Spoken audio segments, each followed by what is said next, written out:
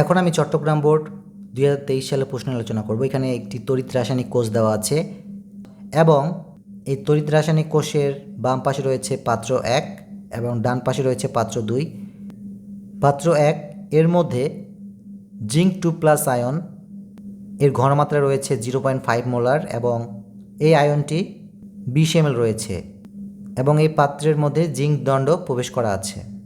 এবং পাত্র 2-এ nickel 2+ ion রয়েছে এবং এই আয়নের ঘনমাত্রা হচ্ছে 0.2 মোলার এবং আয়তন হচ্ছে 20 ml এবং পাত্র 2-এ নিকেল দণ্ড প্রবেশ করা আছে। এবং উদ্দীপকে জিঙ্ক তড়িৎদ্বারের বিজারণ বিভবের মান দেওয়া আছে -0.76 ভোল্ট এবং নিকেল তড়িৎদ্বারের বিজারণ বিভবের মান দেওয়া আছে -0.25 ভোল্ট। এবং গ নং প্রশ্নে লেখা আছে 1 নং পাত্রের ধাতব আয়নটির অর্ধেক পরিমাণ ক্যাথোডে সঞ্চিত করতে 2 অ্যাম্পিয়ার বিদ্যুৎ কত সময় প্রবাহিত করতে হবে গণনা করো। এবং ঘ নং প্রশ্নে লেখা আছে উদ্দীপকের কোষ বিক্রিয়া স্বতঃস্ফূর্তভাবে ঘটবে কি? গাণিতিক যুক্তি দাও। এখন আমি গ নং প্রশ্নের সমাধান করব।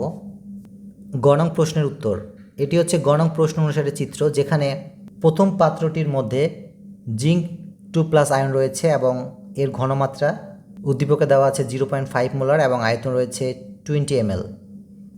এই পাত্রের মধ্যে অর্থাৎ এই দ্রবণের মধ্যে 2 অ্যাম্পিয়ার বিদ্যুৎ চালনা করা হয়। প্রথমে আমরা প্রথম পাত্রটির মধ্যে জিঙ্ক আয়নের ভরের পরিমাণ নির্ণয় করব।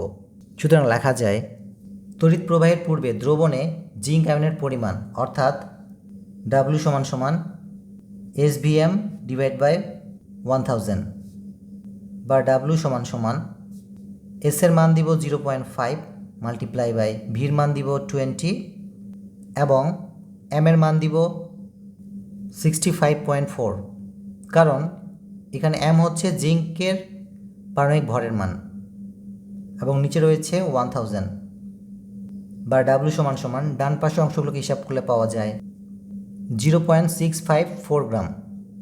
এখন আমরা এই প্রাপ্ত ভরের মানটিকে অর্ধেক করব, কারণ গ নং প্রশ্নে বলা আছে 2 অ্যাম্পিয়ার বিদ্যুৎ প্রবাহের ফলে ধাতব আয়নটির অর্ধেক পরিমাণ ক্যাথোডে জমা হয়। সুতরাং লেখা যায় প্রথম পাত্রের জিঙ্ক আয়নটির অর্ধেক পরিমাণ অর্থাৎ W = 0.654/2 বা W ডান পাশে অংশকে হিসাব করলে পাওয়া যায় 0.327 গ্রাম। কাজেই আমরা বলতে পারি যে 2 অ্যাম্পিয়ার বিদ্যুৎ প্রবাহের ফলে ক্যাথোডে ঠিক 0.327 গ্রাম জিঙ্কের ধাতব আয়ন জমা হবে। এখন আমরা গ নং প্রশ্ন অনুসারে সময়ের মান নির্ণয় করব। সুতরাং লেখা যায় অর্ধেক পরিমাণ জিঙ্ক 2+ আয়ন ক্যাথোডে সঞ্চিত করতে প্রয়োজনীয় সময় W = MIT/NF। যেহেতু আমরা টির মান নির্ণয় করছি অর্থাৎ সময়ের মান নির্ণয় করছি এবং সময়টি ডান পাশে রয়েছে, কাজেই এখন আমরা ক্রস মাল্টিপ্লিকেশন করব। এর জন্য ডাব্লুর নিচে 1 কল্পনা করি। MITর সাথে 1 মাল্টিপ্লাই করলে MIT পাওয়া যায় এবং ডাব্লুর সাথে NF মাল্টিপ্লাই হয়ে যাবে। সুতরাং লেখা যায় W × NF। যেহেতু আমরা টির মান নির্ণয় করব এবং টির সাথে MI গুণ অবস্থায় রয়েছে, কাজেই MI এই অংশটি ডান পাশে গিয়ে ভাগ হয়ে যাবে। সুতরাং বাম পাশে থাকে T = ডান পাশে থাকবে W × NF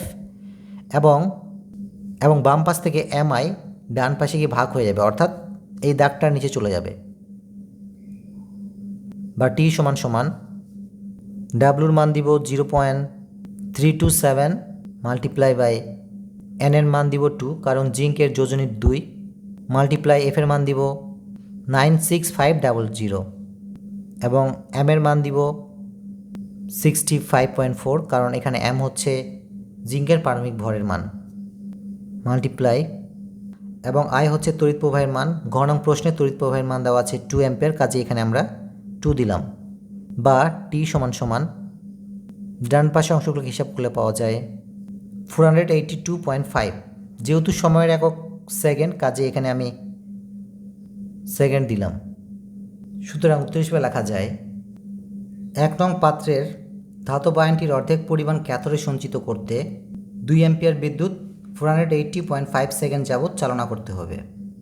এখন আমি ঘ নং প্রশ্নের সমাধান করব। ঘ নং প্রশ্নে বলা আছে উদ্দীপকের কোষ বিক্রিয়া স্বতঃস্ফূর্তভাবে ঘটবে কিনা, গাণিতিক যুক্তি দাও। কোনো বিক্রিয়া স্বতঃস্ফূর্তভাবে ঘটবে কিনা তা নির্ভর করে কোষ বিভবের মানের উপর। যদি কোষ বিভবের মান ধনাত্মক আসে তবে কোষ বিক্রিয়া স্বতঃস্ফূর্তভাবে ঘটবে, এবং যদি কোষ বিভবের মান ঋণাত্মক আসে তবে কোষ বিক্রিয়াটি স্বতঃস্ফূর্তভাবে ঘটবে না। সুতরাং লেখা যায় ঘ নং প্রশ্নের উত্তর। উদ্দীপকে দুটি তড়িৎদ্বার রয়েছে, একটি হচ্ছে জিঙ্ক তড়িৎদ্বার এবং অপরটি হচ্ছে নিকেল তড়িৎদ্বার। এই দুইটি তড়িৎদ্বারের মধ্যে কোনটি অ্যানোড হিসেবে কাজ করবে কিংবা কোনটি ক্যাথোড হিসেবে কাজ করবে এখানে এটি উল্লেখ নেই। এই জন্য আমরা এই বিজারণ বিভবের মানের সাহায্যে অ্যানোড তড়িৎদ্বার এবং ক্যাথোড তড়িৎদ্বার চিহ্নিত করতে পারবো। মনে রাখবেন, যার বিজারণ বিভবের মান বেশি সেটি বিজারণ বিক্রিয়া করবে, অর্থাৎ সেই তড়িৎদ্বারটি ক্যাথোড হিসেবে কাজ করবে। এখানে নিকেলের বিজারণ বিভবের মান বেশি, কাজেই নিকেল তড়িৎদ্বারটি ক্যাথোড হিসেবে কাজ করবে এবং জিঙ্ক তড়িৎদ্বারটি অ্যানোড হিসেবে কাজ করবে।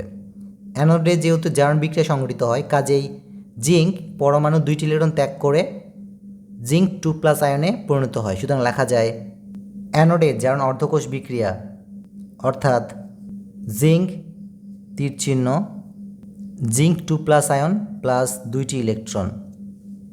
অপরদিকে নিকেল ক্যাথোড তড়িৎদ্বার হিসেবে কাজ করছে এবং ক্যাথোড তড়িৎদ্বারে বিজারণ বিক্রিয়া সংঘটিত হয়, কাজেই নিকেল 2+ আয়ন 2টি ইলেকট্রন গ্রহণ করে নিকেল পরমাণুতে পরিণত হয়। সুতরাং লেখা যায় নিকেল 2+ আয়ন 2টি ইলেকট্রন গ্রহণ করে নিকেল পরমাণুতে পরিণত হয়। সুতরাং কোষ বিক্রিয়া হবে এই 2টি ইলেকট্রন এবং এখানকার 2টি ইলেকট্রন কাটাকাটি যায়।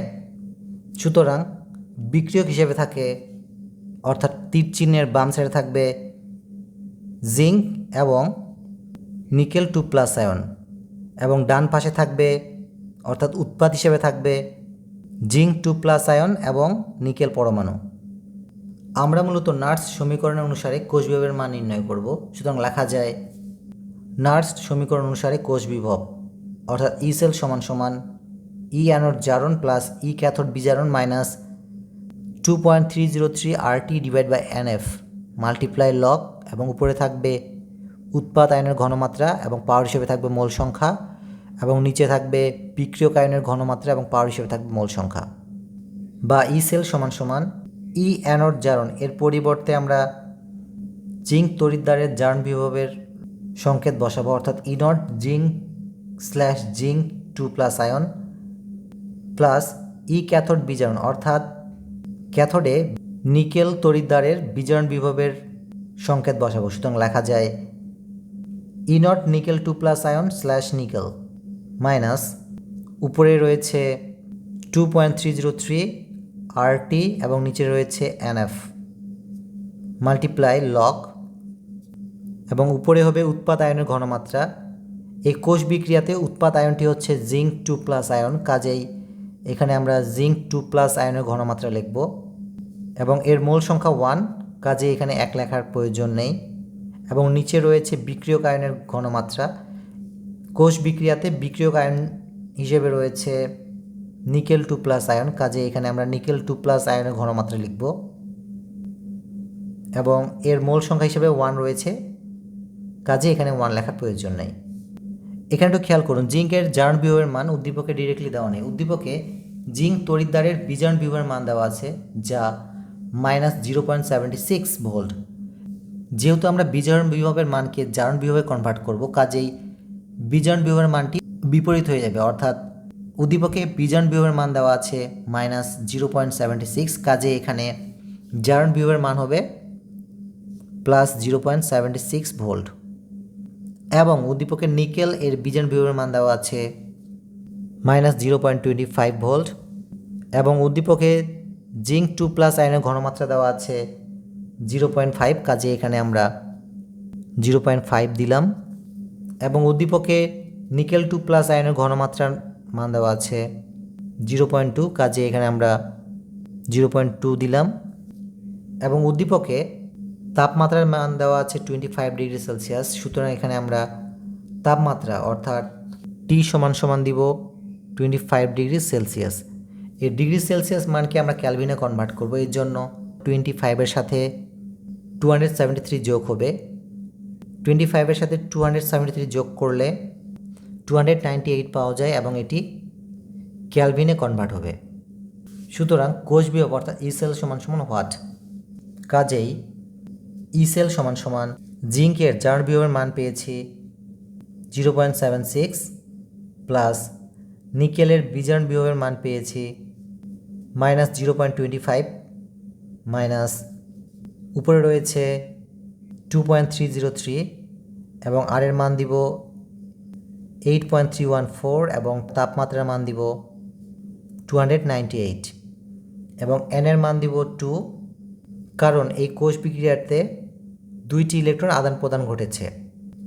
এবং এফ এর মান দিব 96500 মাল্টিপ্লাই বাই লগ, এবং উপরে জিঙ্ক আয়নের ঘনমাত্রা হবে যার মান 0.5 এবং নিচে নিকেল আয়নের ঘনমাত্রার মান হবে যা উদ্দীপকে দেওয়া আছে 0.2, বা ই সেল সমান সমান 0.76 প্লাস ব্র্যাকেটের ভিতর -0.25 ব্র্যাকেট ক্লোজ মাইনাস এটুকু অংশকে হিসাব করলে পাওয়া যায়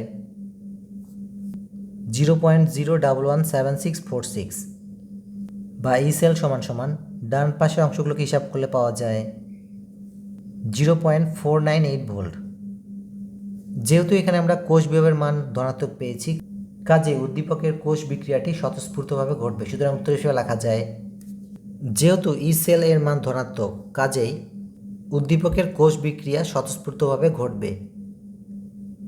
সকলকে ধন্যবাদ দেই সুন্দরভাবে শোনার জন্য।